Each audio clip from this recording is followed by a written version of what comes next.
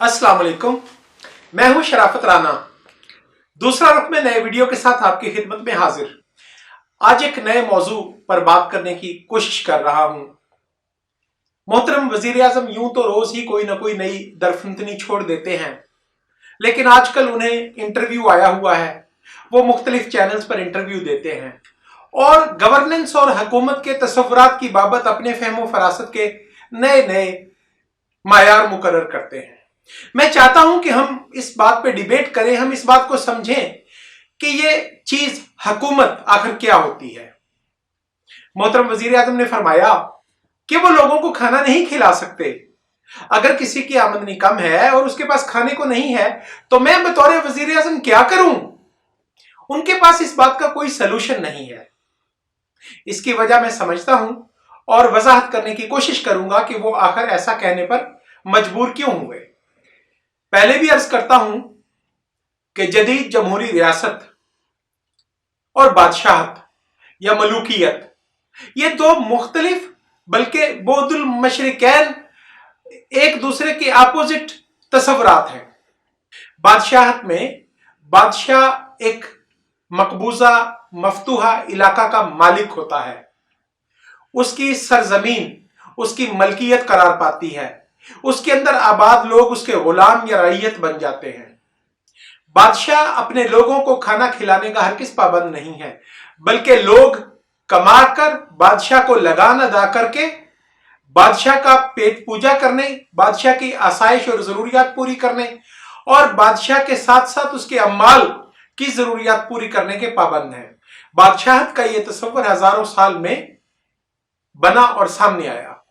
बिलाखिर एक वक्त आया जब दुनिया ने, इंसानियत ने, जमाना ने एक नया टर्न लिया, एक नया मोड़ लिया। सनती इनकलाब आया 16वीं सदी ईस्वी में बरतानिया में और फिर यूरोप में जमहूरियत सामने आई। जमहूरी हुकूमत क्या है? जमहूरी हुकूमत में जमीन के मालिक अवाम होते हैं। बादशाह किसी चीज का मालिक नहीं होता और हुकूमत मैनेजर्स की होती है। ये मैनेजर्स को अवाम मुंतखब करते हैं। अब यह हुकूमत अवाम की बहबूद के लिए काम करने की जिम्मेदार करार पाई। हुकूमत की यह जिम्मेदारी है कि वो अवाम के लिए खाना, तालीम, सेहत, रिहाइश मुहैया करे। ये कम से कम जरूरतें हैं।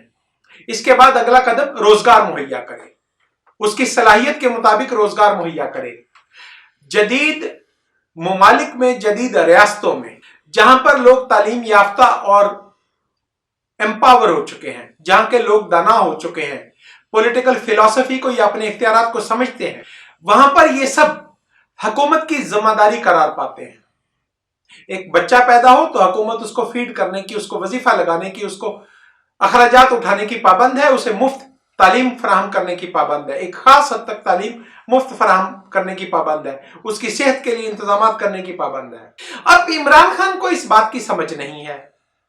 अब यहां पर कुछ दोस्त नाराज होंगे, लेकिन मैं इससे मुतसादम कहता हूं, मियां मोहम्मद नवाज शरीफ को भी यह समझ नहीं है कि हुकूमत के करने के क्या काम होते हैं। गर्जे के अवाम के मुतसादम समझ से आने वाला हर हुक्मरान हुकूमत को बादशाहत समझ कर आता है। इमरान खान ने समझा था कि वो इलेक्शन जीतेंगे, बादशाह बनेंगे और वो चंद अहम तकर्रियां करेंगे। मिसाल के तौर पर वो फौज के चीफ का तकर्रर करेंगे, वो आला तरीन वज़रा का तकर्रर करेंगे, सेक्रेटरी साहिबान का तकर्रर करेंगे, डिप्टी कमिश्नर्स का तकर्रर करेंगे। ये वो अपना हक और इख्तियार समझते हैं और इसके आगे उनकी गवर्नेंस का, उनकी हुकूमत का तसव्वुर खत्म हो जाता है।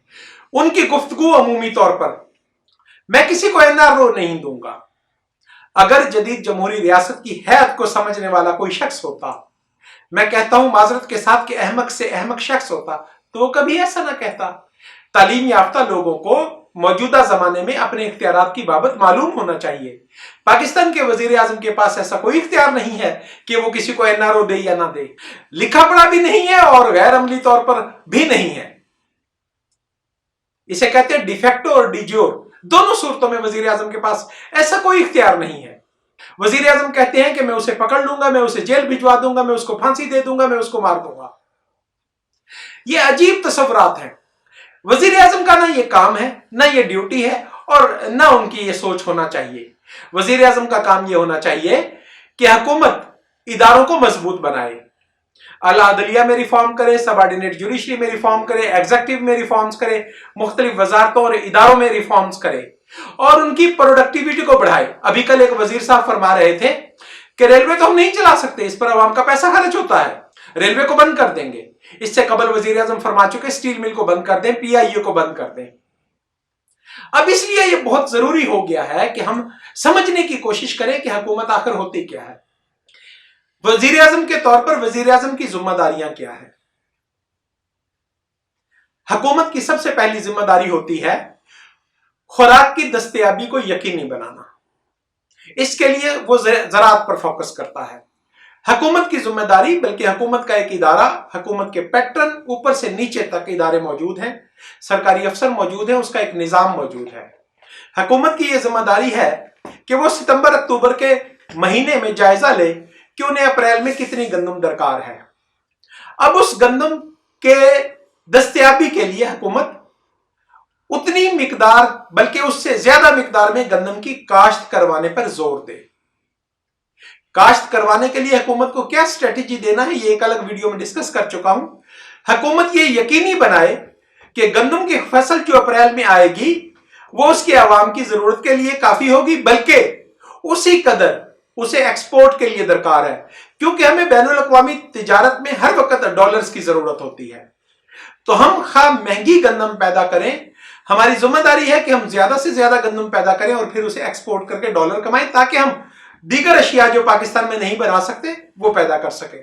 इसी तरह कपास है, इसी तरह चावल है, इसी तरह सब्जियां हैं। हर चीज की बाबत जिस वक्त उसकी बवाई का वक्त है, उस वक्त हुकूमत को यह प्लान करना है कि उसे कितनी मिकदार में चीज चाहिए। अब फर्ज करें कि आगे से रिपोर्ट यह आती है कि इस साल आलू या टमाटर पाकिस्तान की जरूरत से ज्यादा काश्त किया गया है, और अगर फसल अच्छी हुई तो इतनी मिकदार में आलू हमारे पास सरप्लस होगा।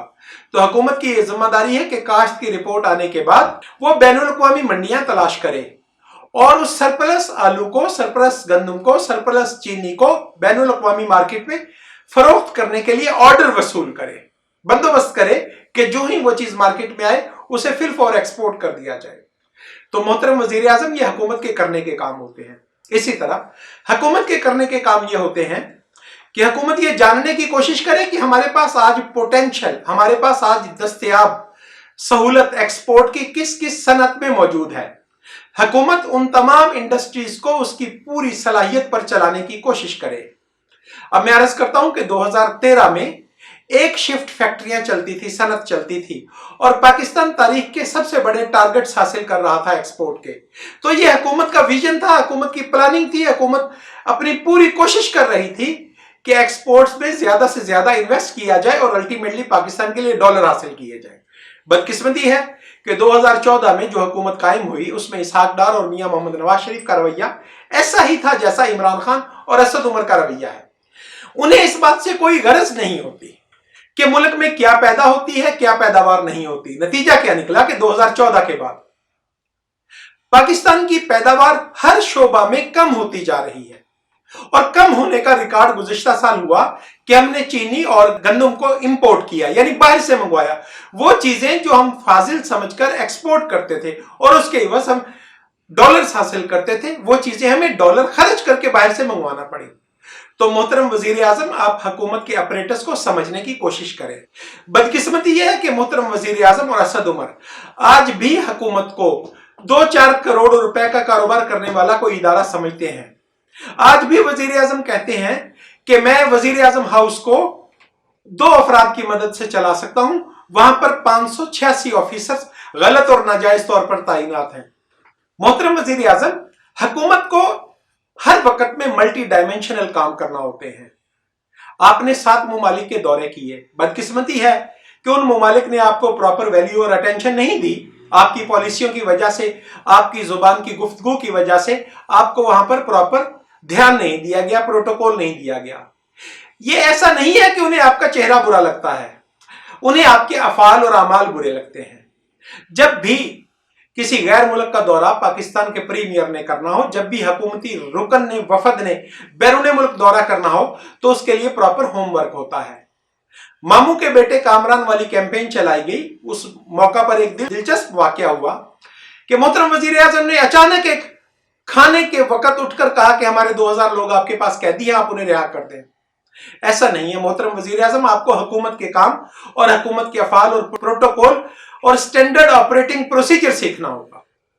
जब भी पाकिस्तान के किसी आला ओहदेदार का या बैरून मुल्क से किसी मेहमान की आमद का तय होता है, तो पहले एजेंडा डिस्कस होता है। उस मुल्क में पाकिस्तान का सफारत खाना उन ममालिक के साथ एजेंडा पेश करता है और वो ये कहता है कि जब मोहतरम प्रिंस मोहम्मद बिन सलमान पाकिस्तान के दौरा पर आएंगे तो हुकूमत पाकिस्तान उनसे इस तरह की मराद की तवक्को करती है। अगर आपने पहले लिख कर भेजा होता कि हमारे वहां पर 2000 लोग कैद हैं और उनकी कैद में रियायत और उनके छुड़ाने के लिए हम दरखास्त पेश करेंगे, तो मोहतरम वजीर आजम इस बात पर पहले दोनों हुकूमतों के मुतलका ऑफिसर्स का एक एग्रीमेंट होता और जब आप ये फरमाइश करते उस पर अमल दरामद मुमकिन हो सकता। लेकिन बदकिस्मती है कि आपने हस्बे आदत मुंह से जो भी कहना हो आपने कह दिया, उसका कुछ नतीजा निकले ना निकले आपको परवाह नहीं होती। इसी तरह हम हर रोज सुनते हैं कि वजीर आजम आज फलां 5 अक़वाम के साथ दिफाई इत्तेहाद बना रहे हैं, आज कारोबारी इत्तेहाद बना रहे हैं। जुबान और गुफ्तगू से कुछ नहीं होता।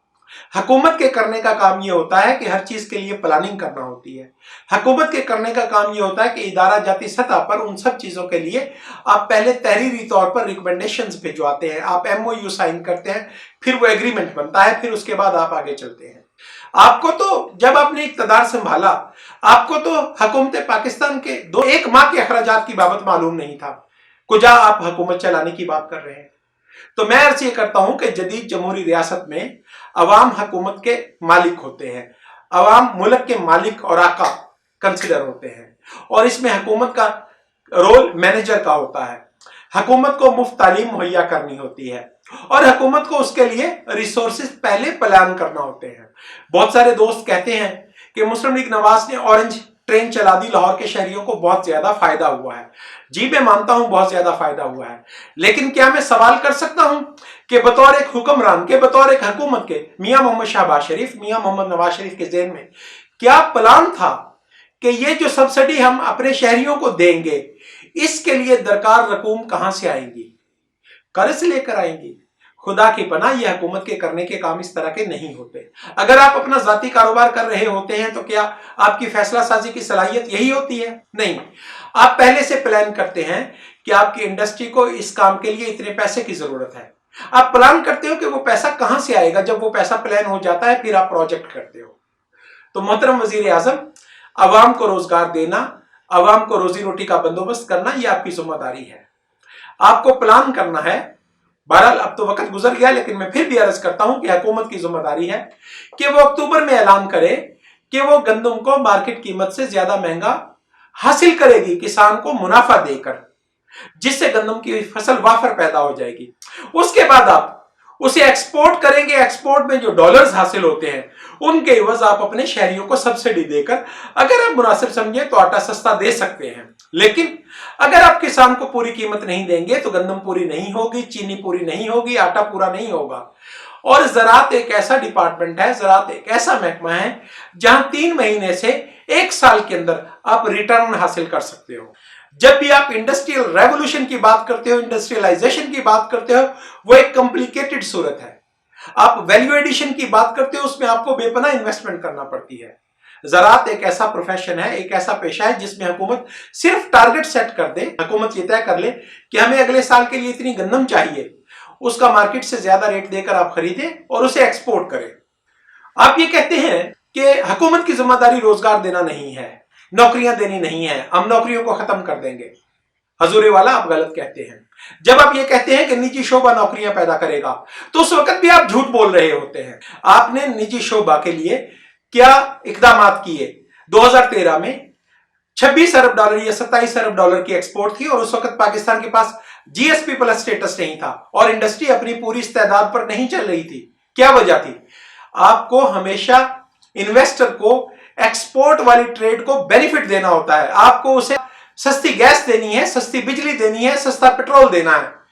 जब वो इंटरनेशनल मार्केट से सस्ती इनपुट्स हासिल करेंगे तो वो सस्ती आउटपुट पैदा करेंगे। जब उनकी मसनूआत बैनुल अक़वामी मार्केट से ज्यादा सस्ती होंगी तो वो आपके लिए डॉलर हासिल कर सकेंगे, आपके लिए ऑर्डर हासिल कर सकेंगे। आप तो ये भी नहीं कर पाए कि आपका कोई मिशन, आपकी कोई पार्टी की जानिब से, आपकी कोई सियासी जमात की जानिब से, आपकी हुकूमत की जानिब से बैनुल अक़वामी सतह पर आप ऑर्डर हासिल करने की कोशिश करें। आपने पूरी दुनिया में किसी एक नेशन के साथ, किसी एक मुल्क के साथ कोई मुआहिदा नहीं किया है कि वो पाकिस्तान में बनाई गई पैदावारी मसनूआत खरीदे।